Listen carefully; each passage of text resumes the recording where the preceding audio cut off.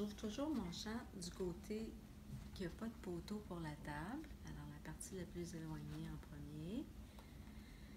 Je me sers de ma main gauche pour passer le moins possible au-dessus de mon champ. Puis pendant que j'ai de la prise, je vais le tourner, mon champ, pour qu'il occupe la majeure partie de la table.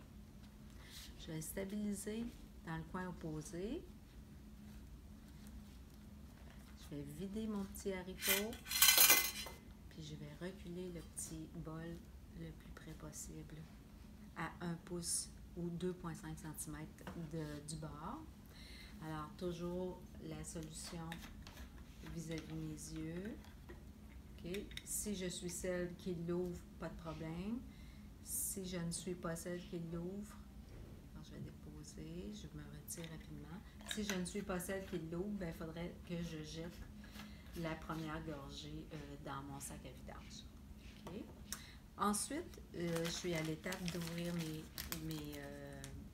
pansements que j'ai besoin. Alors, je vais commencer par le plus gros, par celui que je vais utiliser en dernier.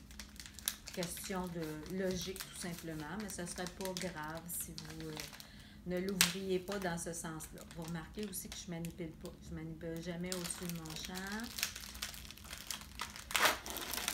Je vais le pincer à travers l'enveloppe, puis je viens le déposer. Comme ça. Pour les gaz, c'est la même chose. Je m'assure qu'elles sont ouvertes au complet. Quand je vois la gaz, je tourne mes doigts.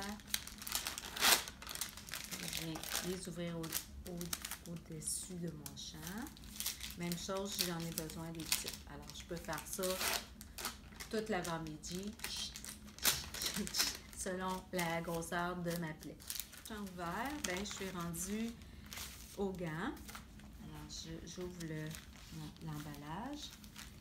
Puis pour ne pas risquer de contaminer mon champ, je n'ouvrirai pas dans ce sens-là. Puis je veux toujours l'avoir à vue aussi, mon champ. Alors moi, j'aime bien venir me mettre sur le bout. Alors, on défait les plis. J'ai deux choix. J'ouvre les deux portes ou j'ouvre une à la fois. Alors, je vais le faire cette fois-ci en ouvrant les deux portes. Vous voyez que je manipule vraiment mon papier dans le bas. Puis qu'ensuite, je peux monter de chaque côté pour faire un petit pli pour qu'il reste ouvert. Alors là, je vais ganter ma main dominante en premier. Donc, c'est ma main gauche qui va aller chercher mon gant droit. Donc, on le saisit comme il faut. On se retire. Je vais mettre mon gant. Je défais le pli, mais touchez le moins possible. C'est pas grave, on ne travaille pas de toute façon avec la paume de notre main. On travaille avec nos bouts de doigts. Le deuxième, là, je peux mettre je peux tenir le papier là, pour le stabiliser. Puis je vais rentrer ma main dans le rabat. Je m'éloigne aussi. C'est à cette étape-ci que je pourrais me débarrasser du papier pendant que j'ai encore une main, de ne pas ganter. Je vais introduire les gants au complet.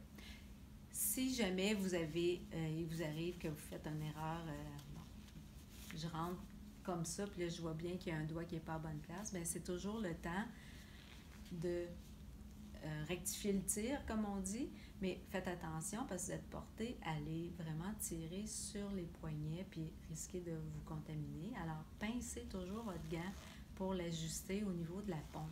Comme ça, vous n'avez pas de danger de le contaminer.